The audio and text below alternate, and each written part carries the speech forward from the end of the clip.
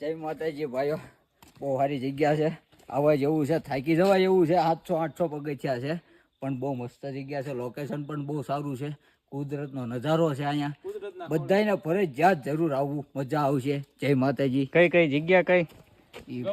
ગૌમુખ. ગૌમુખ એ બધા બોલાઈ ગયું.